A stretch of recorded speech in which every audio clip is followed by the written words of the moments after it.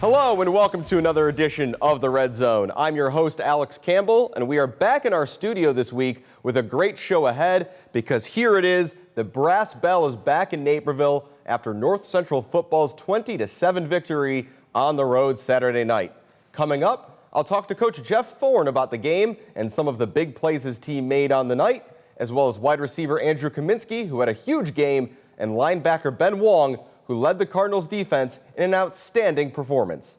Plus, a great story from Cardinals women's wrestling and a recap of the latest news in North Central sports with the Cardinal Rundown. But first, let's take a look at some of the highlights from that big rivalry win this weekend. The Brass Bell began the night on the Wheaton sideline, but it would not stay there. The Thunder did get off to a good start, marching down the field on their opening drive and putting 6 points on the board via a pass from Luke Andrews to Spencer Peterson. The Cardinals opened their scoring in the second quarter as Luke Lanin found D'Angelo Hardy wide open down the middle for a 44-yard touchdown to tie the game. Later on, Ethan Greenfield gave North Central the lead for good as he powered his way through the heart of the Wheaton defense for the touchdown on another big night for him. Speaking of big nights, Andrew Kamienski had just shy of 200 yards receiving thanks to big gains like this one as he snuck behind the Thunder secondary. And then this catch that helped North Central ice the game late as Ethan Greenfield then ripped off an 18-yard touchdown run with less than 2 minutes to go. The Cardinals win the Brass Bell and take control of their pursuit for a CCIW conference title. And with that, it's time to welcome in Coach Jeff Thorne for our weekly chat. Coach, thanks for coming in again and congrats on the big win. Thanks, appreciate it, Alex. So, in the week leading up to this game, that time between a big win over Aurora and this game against Wheaton, did you sense anything in practice day to day in the camp of the team that maybe you thought a performance like what we saw on Saturday night was coming from these guys, that type of big game? No, I don't think there was anything out of the ordinary that we saw in practice. Our guys are focused. We've got a veteran group. This is probably the most, it's the most experienced team we've ever had at North Central. So I expected our guys to perform at a high level on Saturday. We didn't have the greatest walkthrough, quite frankly, on Friday, especially on offense. But I knew they'd be ready, as we talked about last week, to play their best football against Wheaton. This was a really important game to our super seniors especially. They had never beaten Wheaton, so it took on added significance for them. As you watched at the end of the game, what were you feeling as you watched Andrew Kamienski run over to the other side of the field, picks up that trophy, brings it back to celebrate with all those North Central fans who came out to the game? What was that moment like for you? Just makes everything we do worth it. You know, a lot of satisfaction in knowing that these guys got the monkey off their back, so to speak, as it relates to playing Wheaton. I know how important it was to them, and it really sets us up, puts us in a great spot. If we can take care of business on a weekly basis, we control the conference right now with the win over Wheaton, and we've got to beat the remaining schools. But if you look at the last several years, it's been Wheaton College and North Central and Illinois Wesleyan here and there. So it was an important game on so many levels. So very, very satisfied with how our guys played, the effort they showed, and the resiliency, and we just kept swinging. So the defense gave up that touchdown on the first drive of the game. Wheaton kind of methodically ate up a lot of clock, marched their way down the field, but after that, nothing. And they were put in some difficult spots at times. You know, where does that defensive performance rank relatively for you in your time as coach? Yeah. And, you know, what were you most proud of on the defensive side of the ball on Saturday night? All the hard work that they've put in really being on display for everybody to see. This is a unit that's been under the radar for far too long. Our offense has gotten so much attention, you know, in years past with Brock and what, you know, Andrew's been able to do, and Ethan and Sharmore, our offensive line, that this defense has really gone somewhat unnoticed, and they've played. You don't win a national championship without phenomenal defense. And from the second half of Mount Union through the playoffs and these first 2 weeks of football here in 2021, they've been lights out. And I'm not surprised because I know what kind of talent we have. I know how hard Coach Durking and Coach Janasek and our defensive coaches work to put great plans together. So it was really fun to see that play out. They did a great job, Wheaton did, on that first drive. They're a really good team. They're going to make plays, and that's something we've, you know, maybe learned as a program, that there's other really good players and good coaches and great teams out there. Not that we didn't know that before, but when teams make really good plays against us, there's no panic. It's like, hey, that's expected. Now, so how are we going to respond? And that's kind of been the hallmark of this group of guys, the seniors in particular, and that was on display, as I mentioned, Saturday night. You've mentioned the seniors a few times, the fifth-year guys who, as you said, got the monkey off their backs, got their first win against Wheaton. You also have mentioned Andrew Kamienski already, who had a huge day on Saturday night, almost 200 yards of receiving. How proud were you not only of him, but of the group of fifth years as a whole, who every single one of them seemed to step up and make big plays throughout that game on Saturday? Yeah, incredibly proud. With Andrew, I expect that. It's not like it's so much fun to watch him play because he plays with so much passion and so much heart and so much toughness. But that's what Andrew does. So it's not like he's surprising anybody when he does that on Saturday afternoons or evenings. And I'd say the same thing about our defense. I just really, like I said, I really expected them to play great football on Saturday, and they did. So you mentioned that, historically this conference runs through North Central and it runs through Wheaton. So it's no secret that you guys are likely going to be favored in all your remaining games this season. How do you keep the team, the squad focused and avoid that stereotypical trap game that, teams fear that, you don't want to overlook an opponent? How do you keep everybody nose to the grindstone through the rest of the schedule? Yeah, it's a great point. That's the challenge we face as a coaching staff. But look, when you say historically, that's really just the last 15 years. I mean, historically speaking, there's been a lot of great teams and great programs. We're looking at one this week. Augustana they were the measuring stick when my dad took over in 2002. 4 national championships and more conference championships than any team in our conference. So to think that we're going to show up on Saturdays and just put the jerseys on and have our way is not anywhere near reality. Our players know that, our coaches know that. We're going to get prepared every week the same way we did for Wheaton.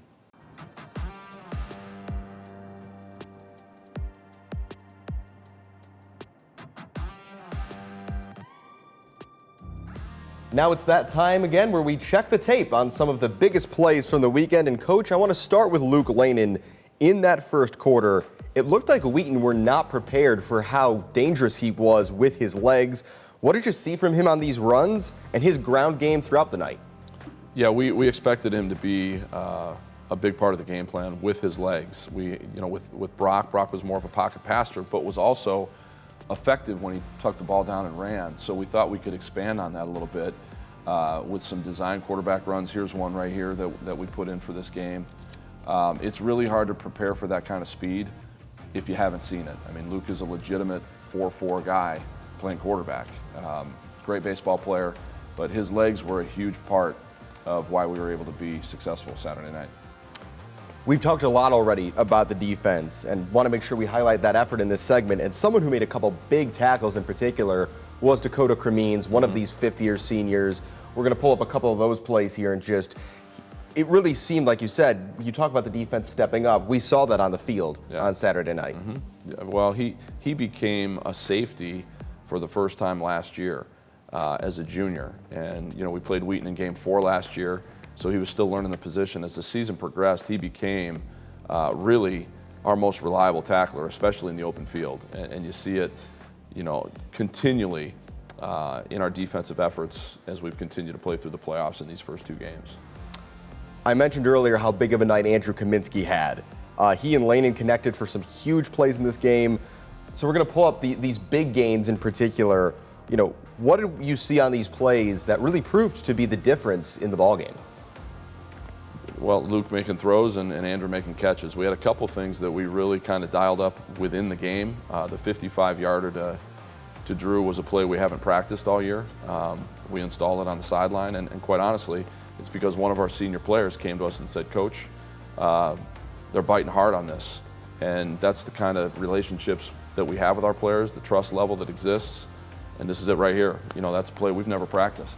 And that fake run from Lanin too, because later in the game, in this second half, at that point, they're really respecting Luke's legs, and that opens up the passing game. Yeah, and that's exactly what that one was right there. To close the game out, we thought we had an opportunity to get Andrew manned up and talk to Luke about squeezing the ball a little bit, let the under coverage clear and hit the next window. And same thing happened last year at Mount Union, exact same play, and it turned out just as successful.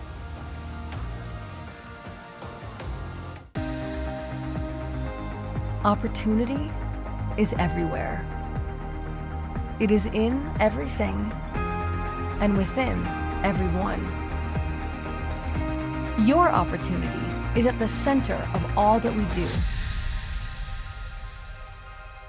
so that you can exceed your personal best.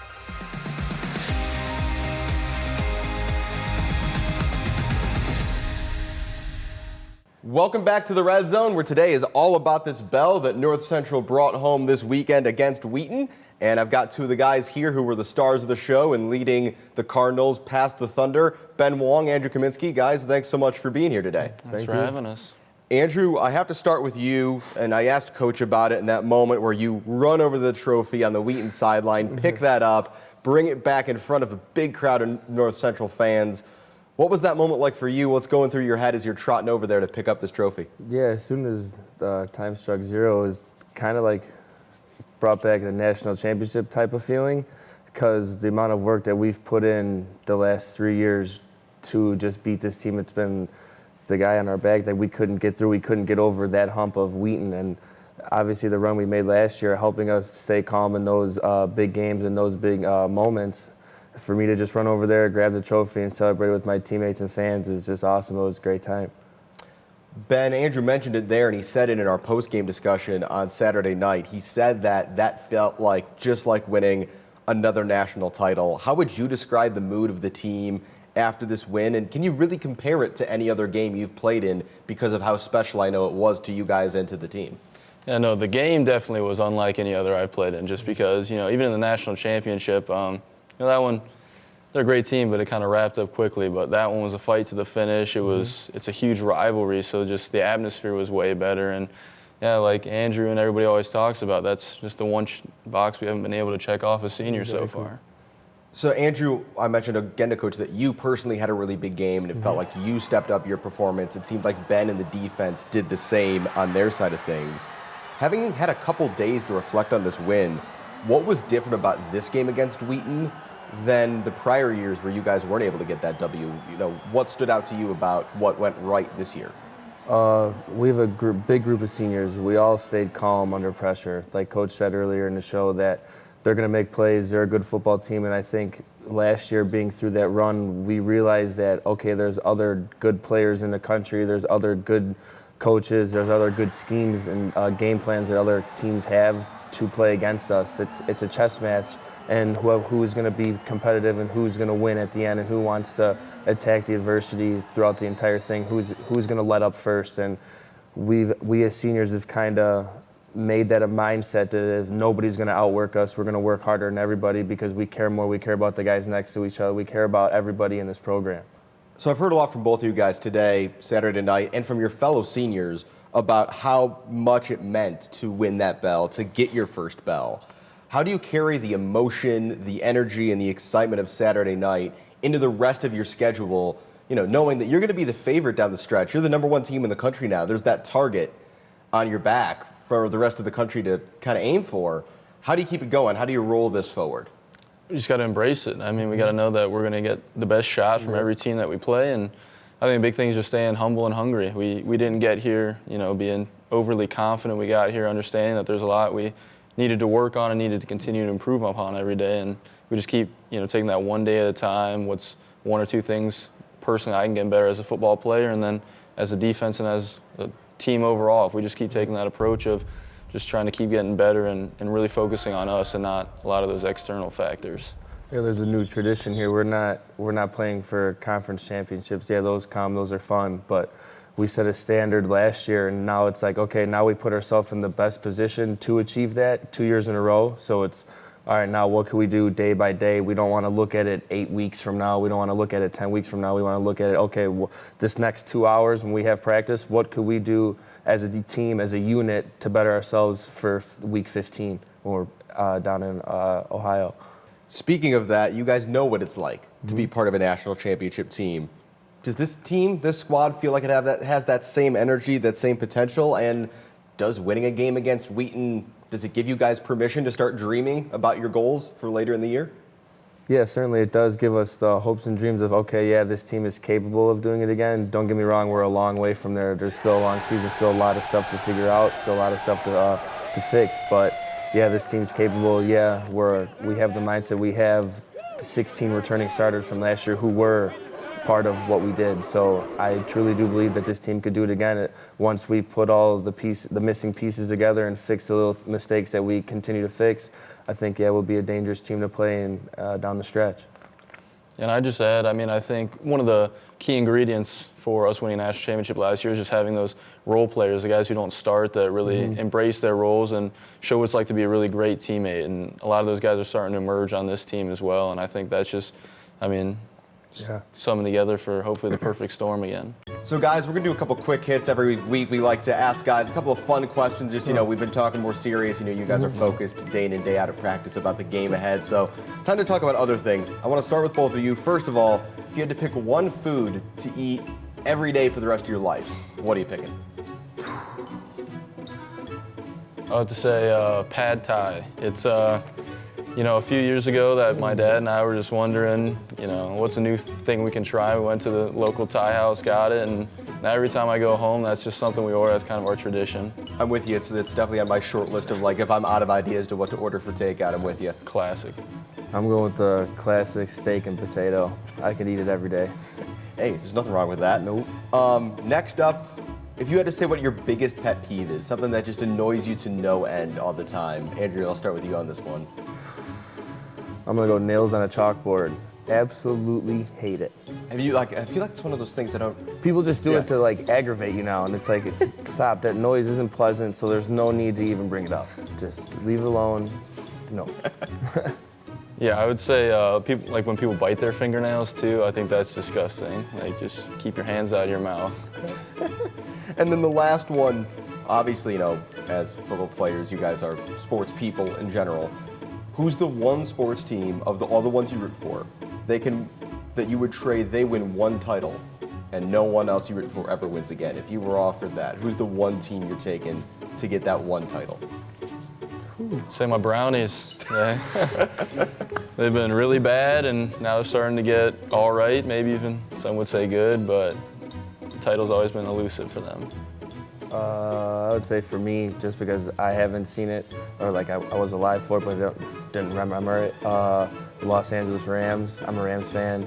Now that hopefully we can get it done with Stafford now, but they've been so close for the last couple of years. Well, if they get to play the Bears or a team like the Bears every week, they'll be just fine. Right.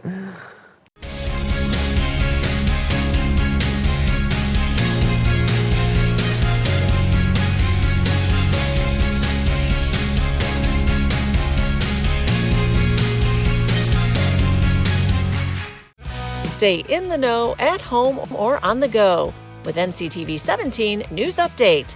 This quick recap of everything happening in and around town will be delivered straight to your email inbox for free. Sign up today.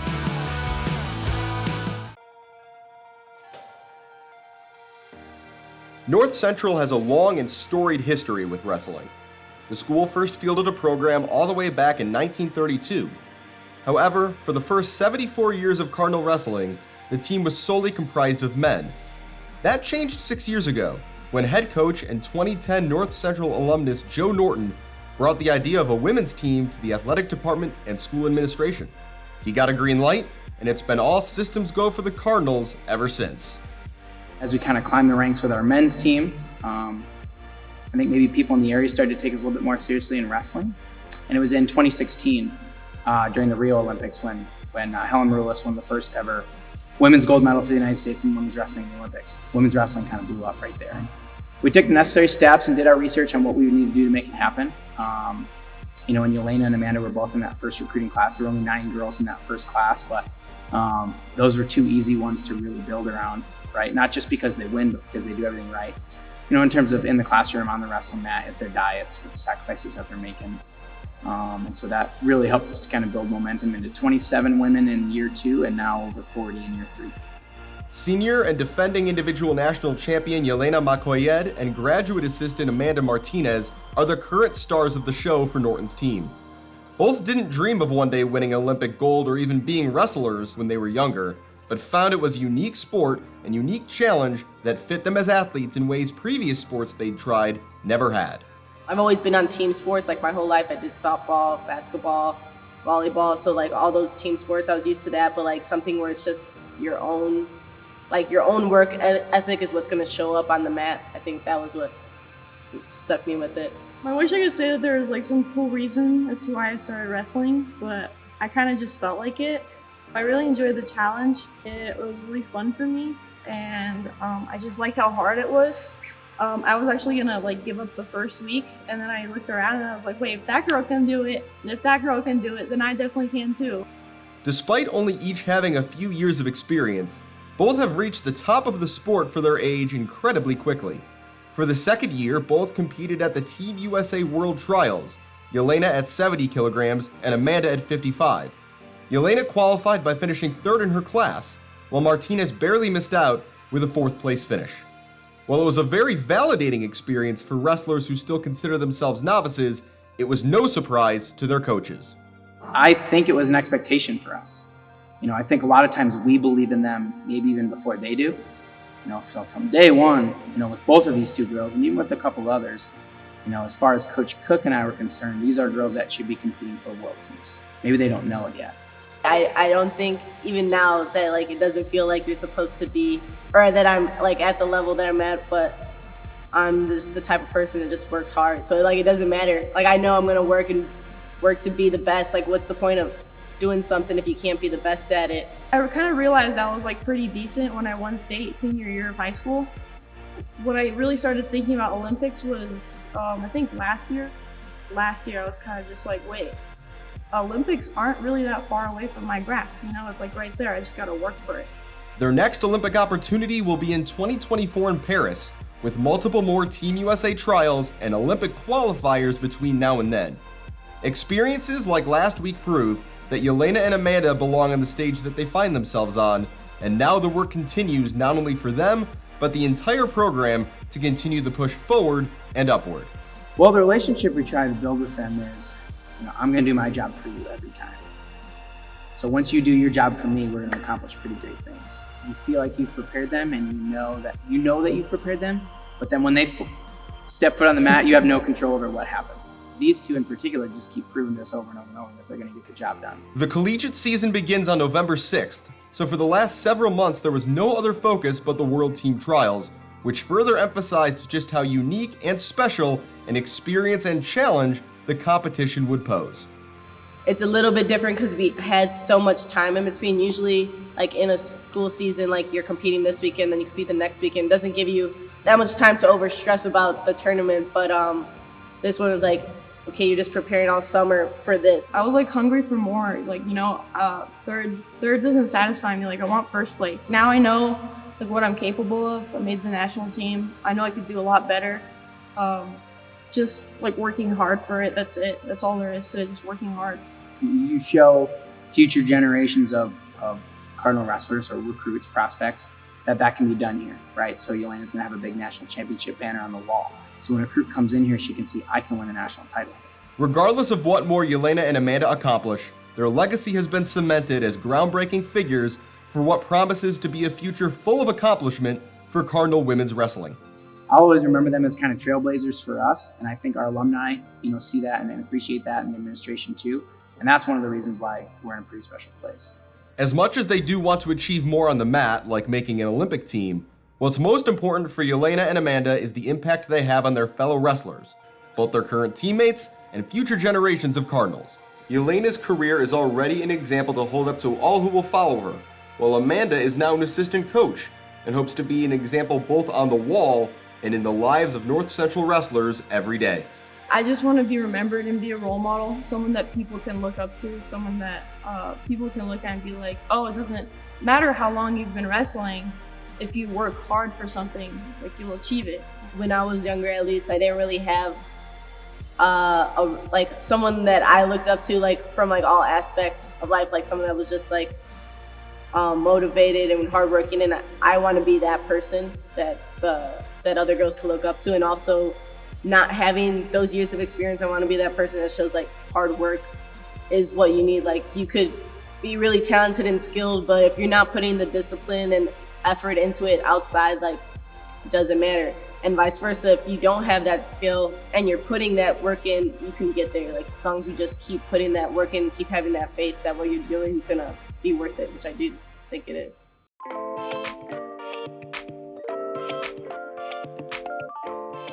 It's time for this week's play of the game. This play may not have shown up as a score, but it might have been the most impressive play of the night, as Luke Lanan's throw looks to have been intercepted, but it's knocked in the air by several Thunder defenders to fall perfectly into the waiting arms of D'Angelo Hardy, who stumbles down the field for a big gain. Check out Hardy's concentration on the ball, as he's in the right place at the right time for a big gain and to keep the Cardinals' drive moving. And that was this week's Red Zone play of the game.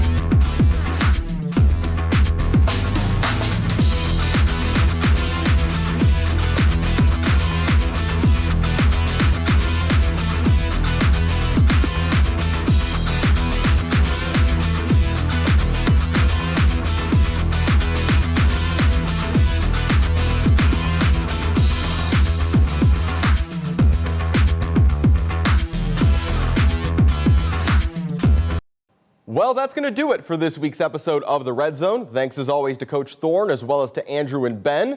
Thanks to Coach Joe Norton and the North Central women's wrestling team. Best of luck to them this season. This weekend's homecoming football game kicks off at 2 p.m. as the Cardinals face the Augustana College Vikings. You can see that game right here on NCTV 17 or live on nctv17.com. And we'll break it all down right here on The Red Zone next week. Until then, I'm Alex Campbell. Thanks for watching.